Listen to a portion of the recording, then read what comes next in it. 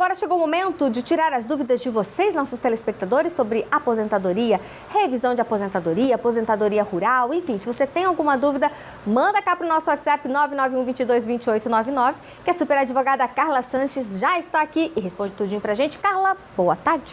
Boa tarde, Patrícia. Estamos aí para responder as perguntas. Isso, então bora lá, menina, porque tem bastante pergunta aqui, viu? Começando aqui, olha só, tenho 62 anos de idade e trabalhei por 18 na área da saúde. Posso pedir minha aposentadoria? Não falou se é homem ou mulher. Pois é, se for mulher, ela já tem direito, porque ela tem 62 anos de idade e 18 anos de contribuição, ou seja, muito mais do que os 15. Aí tem um outro fator que ela também trabalhou na área da saúde, então pode ser que esse tempo aí de 18 anos vai aumentar ainda mais. 20% no caso de mulher e 40% no caso do homem.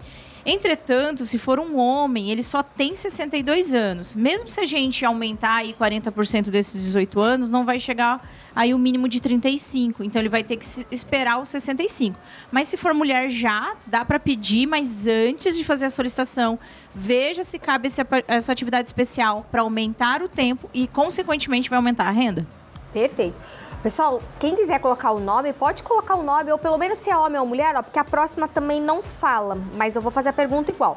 Tenho 50 anos de idade e pago INSS. Tenho um problema sério na coluna, desgaste ósseo. Consigo me aposentar? É um caso clássico de auxílio-doença, né, Patrícia? Se a pessoa está se sentindo aí incapaz, se ela não tem mais mobilidade, né, para exercer essa atividade que ela trabalha, ela precisa pegar uma documentação com um médico que atenda, né, documentação médica, laudo, raio-x, ressonância e marcar uma perícia no INSS. Caso essa perícia ela seja negada, ela tem a possibilidade de pedir isso na justiça.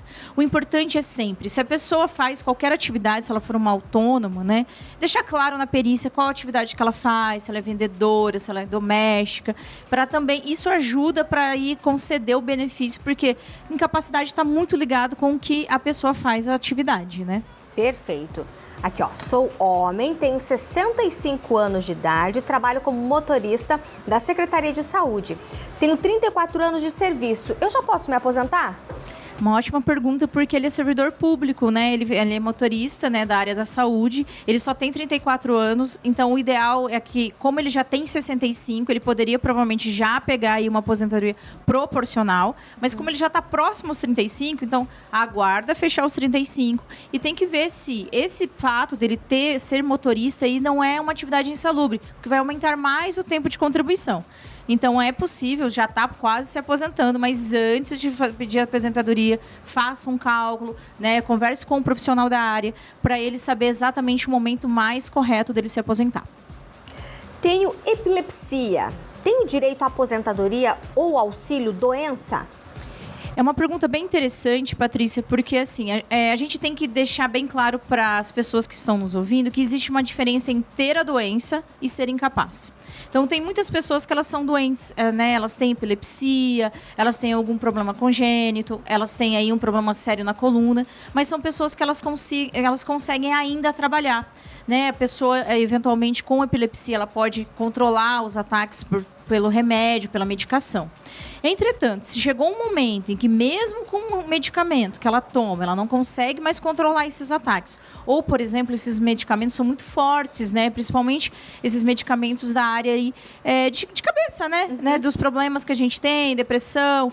Então, se esses remédios, eles também causam algum efeito que essa pessoa não pode trabalhar, é a mesma coisa. Junte a documentação, peça uma perícia, se negar, aí pode fazer o pedido na justiça. E a próxima é sobre justiça. Olha aqui, fiz uma perícia judicial há 3 meses, mas ainda não saiu o resultado. Quanto tempo que leva para sair? Então, geralmente, a perícia judicial, diferente da do INSS, né? As pessoas que estão acostumadas no INSS, a pessoa ela faz a perícia num dia, provavelmente aí no dia seguinte já tem um resultado, ou no máximo 48 horas. No caso da justiça é um pouquinho diferente. A justiça, o perito da justiça, ele tem que responder a pergunta do advogado da pessoa, as perguntas feitas pelo INSS e as perguntas feitas pelo juiz. Então, geralmente, se leva de 40 dias para mais para ele poder responder essas perguntas. Porque muitas vezes, vou dar um exemplo, exemplo do que acontece no nosso caso no escritório. Muitas vezes, no mínimo, da nossa parte, vai aí umas 10, 15 perguntas.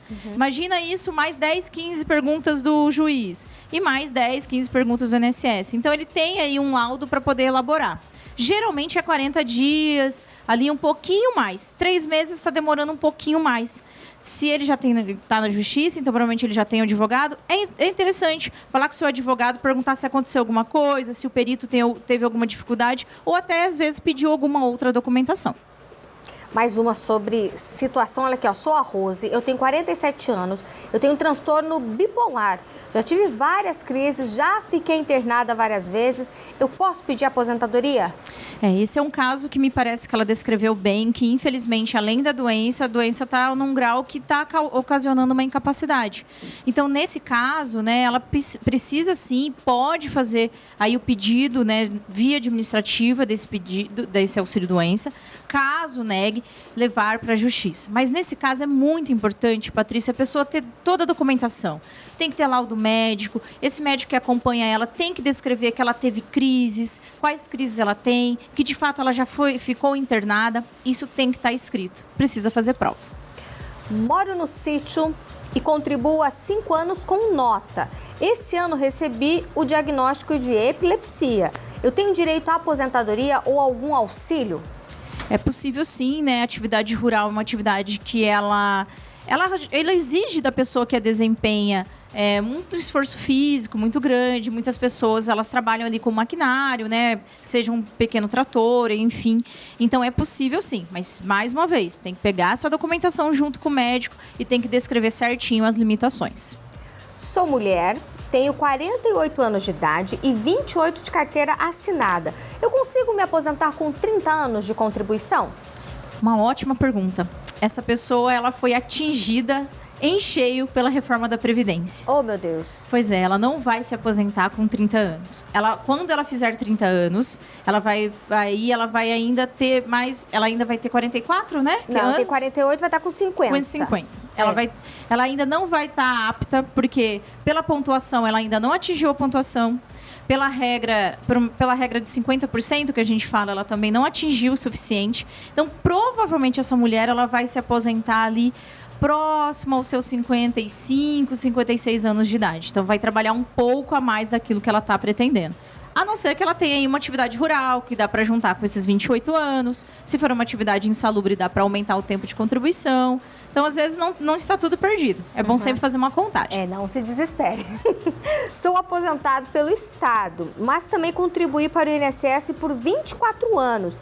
Eu tenho direito a mais uma aposentadoria? Tem sim. Né? As pessoas que trabalham, né, para o Estado, para o município, que mantiveram um vínculo junto ao INSS, elas têm direito de ter aí 2 aposentadorias. Vai aposentar no Estado normalmente e esse período que foi contribuído para o INSS, ele pode fazer a requisição junto ao INSS. A gente sempre dá o exemplo de médicos, né? Tem médicos que a gente conhece, são até inclusive clientes, que eles têm até 3 aposentadorias, porque são médicos que são concursados na prefeitura, no Estado e também tem as contribuições ali do INSS. Então, essa pessoa ela pode acumular ali 3 aposentadorias, porque ela fez contribuições para regimes diferentes.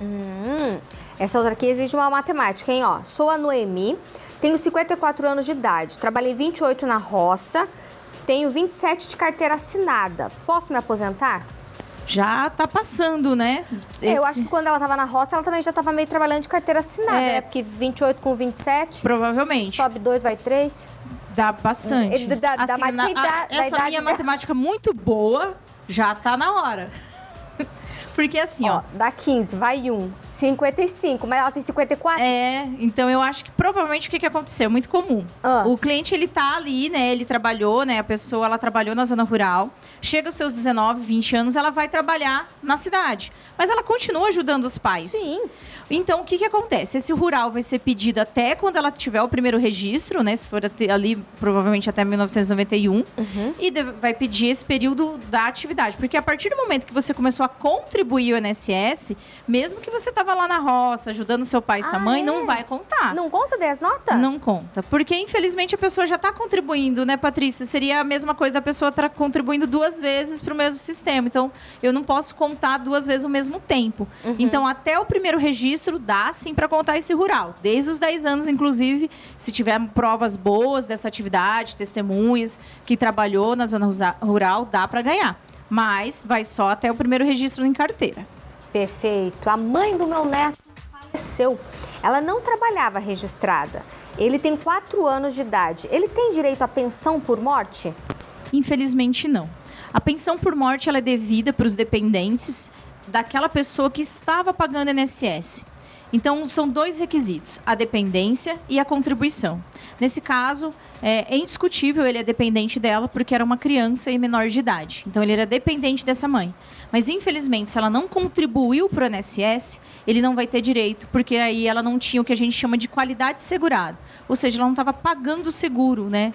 É a mesma coisa, a gente fala, eu bati o carro. Se eu não tenho seguro, eu não tenho como, né, infelizmente, acionar o seguro. Muito menos ainda, eu posso bater o carro e depois pagar o seguro depois que eu paguei o carro. Eu também não vou ter direito. Então, essa pessoa já tinha que vir pagando o INSS.